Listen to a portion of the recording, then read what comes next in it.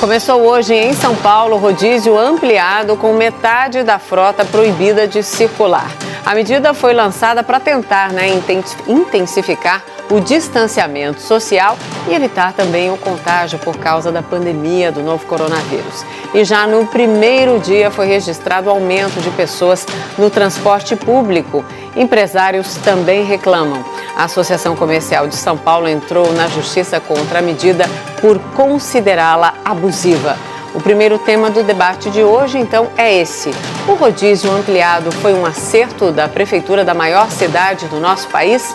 Eu não acredito no que eu ouvi. Não acredito no que eu ouvi, não pode ser verdade isso que eu escutei agora. Os debatedores são Augusto de Arruda Botelho, advogado especialista em direito penal. Boa noite, Augusto. Boa noite, Mona Lisa. Boa noite, Caio.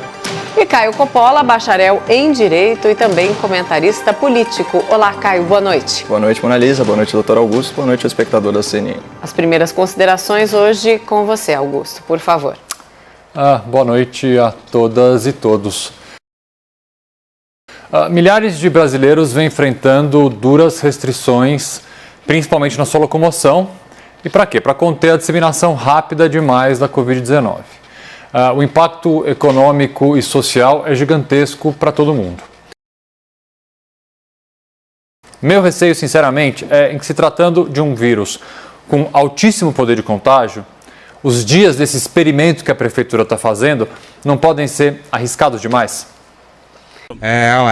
Suas primeiras considerações, Caio, por favor. Pois é, esse mega rodízio, né, que restringe ainda mais a circulação de veículos e, portanto, a liberdade de ir e vir das pessoas, foi mesmo tema do nosso debate na semana passada. Na ocasião, eu, que sou praticamente um crítico solitário, né, dos tucanos paulistas na imprensa, eu dei o benefício da dúvida a essa medida, igual ao meu debatedor. Mas eu também alertei o espectador, né, nessas exatas palavras aqui. É mais uma decisão baseada no achismo. E, de fato, não foi uma decisão científica, não considerou variáveis importantes, né, e estabeleceu como premissa uma falsa relação aí de causa e efeito, né, a ideia de que o número de pessoas nas ruas cai proporcionalmente ao número de carros nas vias. E por que isso não faz sentido? Porque todas as opções de lazer, de entretenimento, de comércio, de bares e restaurantes aí de toda a cidade estão fechados, isso por decreto do governador. E a gente está no meio de uma pandemia, de uma doença altamente infectante que não tem cura nem vacina. Portanto, é natural que a maioria das pessoas só saia de casa a trabalho ou quando realmente precisa, né? Até porque, de maneira bem cruel, tirando aí os trabalhadores do setor energético, do setor de segurança ou da saúde, a prefeitura não isentou do rodízio os trabalhadores de outras atividades consideradas essenciais. E diante da impossibilidade, né, de usar os seus veículos particulares, os proprietários dos carros tendem a recorrer ao transporte público. E o resultado natural disso é o aumento das aglomerações nas estações. É uma situação muito contraditória, mas muito contraditória mesmo, com qualquer política séria de isolamento social. Para ilustrar esse problema aqui em números preliminares, tá? O secretário de Transportes Metropolitanos, ele relatou um aumento sensível de 15% no sistema urbano de trens e metrôs. A gente está falando de uma operação, né, que mesmo defasada, ainda assim dá conta de transportar cerca de 1.700.000 passageiros por dia. Um acréscimo de 15% nessa demanda significa aí 255.000 pessoas a mais, compartilhando espaços reduzidos e não arejados. E é isso que a gente observou aí em imagens chocantes das estações no dia de hoje. Está tudo absolutamente lotado. Pessoal, isso é um covidário público. Um covidário público estimulado pela Prefeitura de São Paulo. E não é difícil acompanhar esse raciocínio. Essa massa aí de centenas de milhares de cidadãos é obrigada a se aglomerar em trens, metrôs, ônibus por determinação do prefeito. Como a Covid-19 é altamente infectante e mais de 80% dos contaminados não apresenta qualquer sintoma, é razoável supor que a chance de entrar em contato com o vírus aumenta exponencialmente no transporte público. Obviamente, o endereço final dessas pessoas, desses trabalhadores, quando termina o dia, é em casa, com as suas famílias. E pior, considerando os dados recentemente expostos pelo governador de Nova York, 66%, 2/3, 2 em cada 3 pessoas em quarentena contraíram Covid-19 nas suas próprias casas. Ou seja, ainda que o mega rodízio reduza o número total de pessoas circulando aí pela cidade, essa medida já no seu primeiro dia fomentou aglomerações com potencial aí de contaminar dezenas de milhares de pessoas no transporte público e em casa. Então assim, se você realmente defende o isolamento social horizontal como ele está, você não pode ser a favor desse rodízio dos tucanos em São Paulo. É simplesmente uma questão de coerência. Vamos então ao debate. Augusto e Caio, por favor.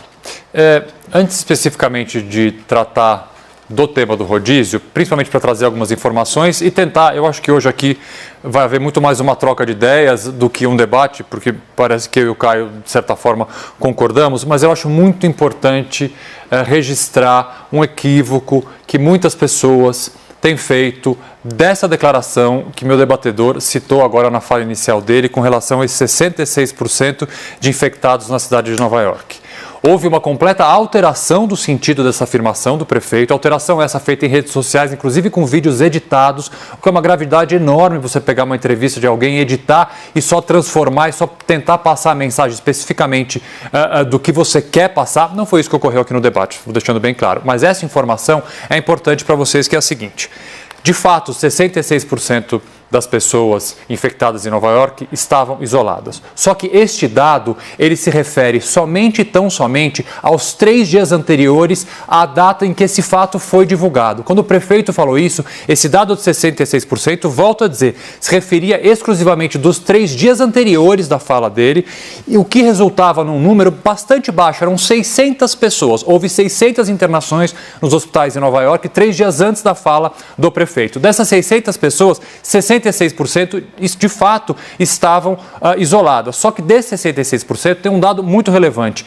Todos eles tinham mais do que 51 anos e 96% desses 66% já tinham comorbidades anteriores. Então esse dado ele não pode ser usado para justificar que o isolamento não funciona. É um dado que o prefeito trouxe como quase que um desabafo, querendo dizer, bom, como é que essas pessoas se infectaram em casa? É uma dúvida que nós temos. Eventualmente uma pessoa da casa saiu, como é que aconteceu essa infecção que de fato aconteceu com pessoas que estavam isoladas?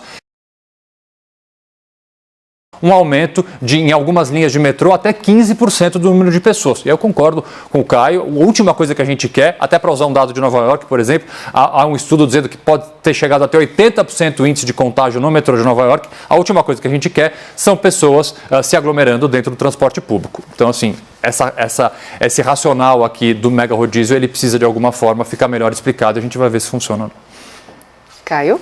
Complementando também o meu comentário inicial, para enfim, ilustrar aí essa situação que o cidadão paulistano está testemunhando aí pelas imagens das estações lotadas, mas eu acabei esquecendo de falar também do exemplo dos ônibus, né? Com esse rodízio mais amplo, foi necessário aí chamar a frota reserva, né? Então, a SP Trans, ela informou que até às 9 horas da manhã, então a gente está falando do pico no horário da manhã, foram utilizados 489 dos 600 ônibus dessa reserva. A gente está falando de um uso superior a 80%. Então, assim, realmente, do ponto de vista de planejamento, isso foi um desastre, especialmente quando a gente considera que o secretário estadual disse que não houve uma coordenação entre a prefeitura e o Estado, o que é muito estranho, até porque a gente está tratando de políticos e, enfim, de administrações do mesmo partido, né, o PSDB paulista.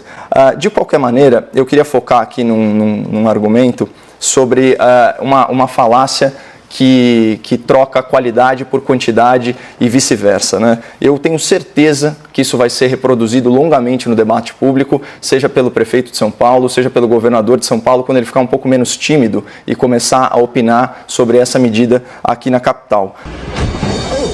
A justificativa oficial, né, para esse mega rodízio é sempre a mesma. Olha, a gente quer aumentar a taxa de isolamento social. Só que a taxa de isolamento social não é um fim em si mesma, ela serve a um propósito, que é o quê? Diminuir a quantidade de contágios, diminuir o tal do RT, né, da doença que a gente sempre fala aqui. E, de fato, se você conseguir tirar aí vários veículos de circulação, talvez você diminua o número de pessoas desrespeitando o isolamento social. Por quê? Uma pessoa que, porventura, fosse 2 vezes por semana ao supermercado, talvez ela passe aí uma vez só. Então, esse tipo de viagem, que embora seja necessária né, ela pode ser restringida, esse tipo de viagem passa a não existir ou existir bem menos. Só que esse é um resultado falsamente positivo, porque na maioria dos casos, ou seja, as pessoas que necessitam se transportar, né, por questões prementes, como é o caso de comparecer ao trabalho, não adianta, porque se elas recorrerem ao transporte público, obviamente vai ter a intensificação de aglomeração e isso potencializa o contágio, isso é ponto pacífico no debate aqui, no debate público entre especialistas. Agora, será que os políticos, né, que têm amplo acesso a especialistas, não consideraram essa hipótese? E aqui eu queria aventar uma possibilidade política, né, para o espectador da CNN. E se o objetivo dessa medida for essencialmente político? Ou seja, você reduz a taxa de fato de isolamento, né? Na verdade, você aumenta a taxa de isolamento social. E aí isso corrobora aquela narrativa de que você está salvando vidas, né? Isso sempre entre aspas, e você justifica uma flexibilização sem precisar abandonar esse recurso, esse discurso, na verdade, no qual você apostou tão alto. Então, percebam que, mais uma vez, a gente pode estar diante de uma decisão política travestida de ciência. Até porque, né, pelo menos até as informações que a gente tem agora, o MP de São Paulo ele solicitou, né, informações à Prefeitura de São Paulo a respeito dos estudos e isso não foi apresentado, ou pelo menos não foi submetido à imprensa e pelo menos não a contento, com certeza. Bom, nós falamos sobre esse questionamento do Ministério Público agora há pouco na edição do Expresso, mas o interesse político então seria do prefeito de São Paulo, Bruno Covas. Augusto? Com relação aos estudos, eu acho que eles não vão ter como apresentar, porque eu acho que não tem, para ser bem sincero, não tem estudo específico sobre esse ponto. Eu pesquisei bastante, porque eu quis entender realmente qual a função e qual a iniciativa de fazer isso. Perguntei para pessoas, perguntei para especialistas e ninguém conseguiu me demonstrar um estudo. Me deram exemplos de outras cidades no mundo que fizeram coisas semelhantes, inclusive aqui na América do Sul.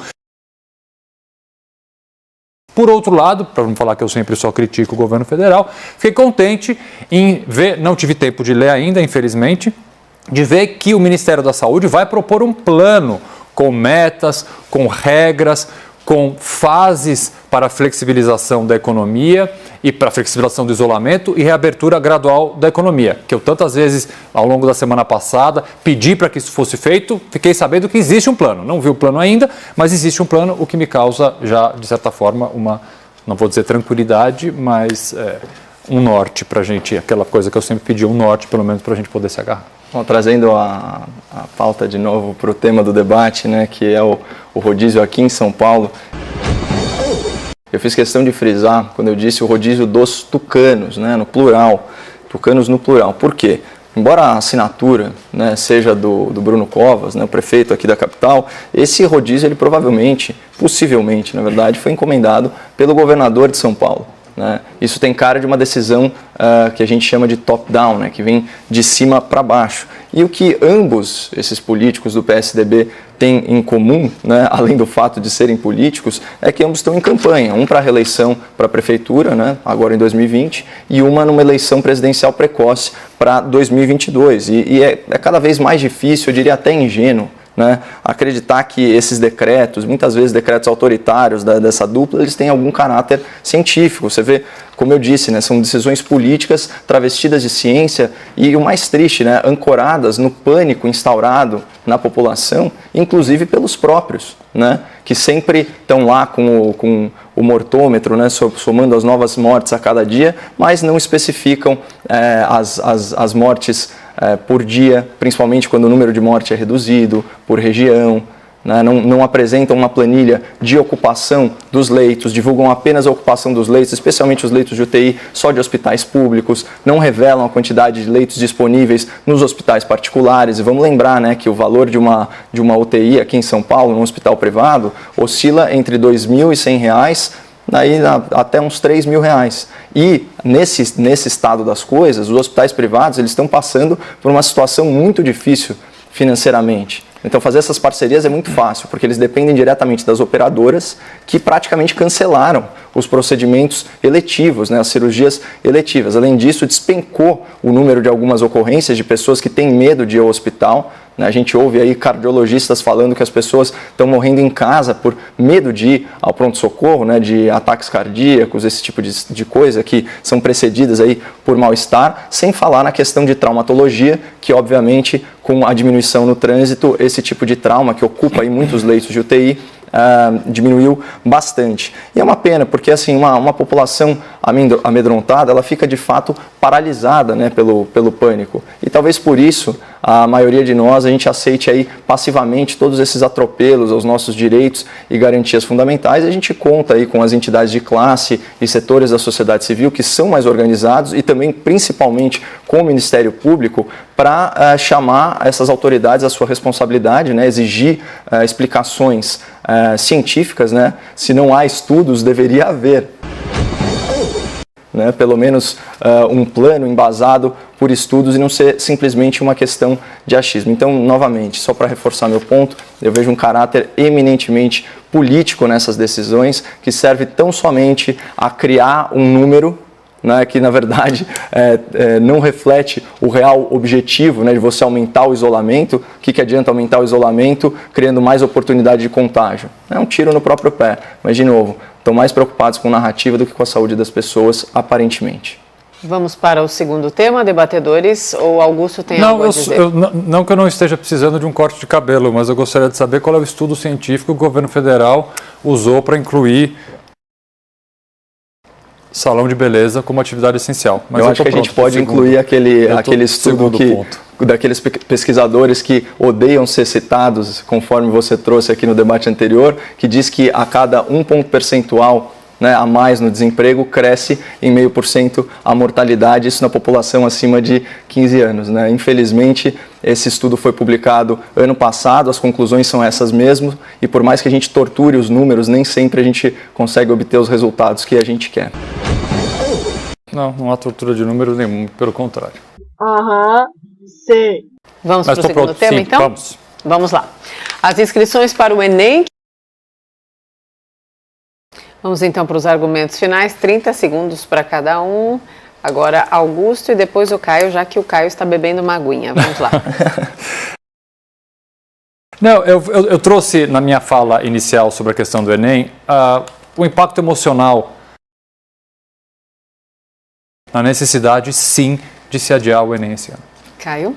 Eu tenho só uma preocupação com uma lacrada do prefeito de São Paulo, retornando aí ao nosso primeiro tema, o senhor Bruno Covas, que ao tentar justificar, né, esse rodízio, que tem sido tão criticado, duramente criticado e com razão pela sociedade civil organizada, pelo Ministério Público e pelo cidadão em geral, ele diz o seguinte: situações extremas, decisões extremas, né?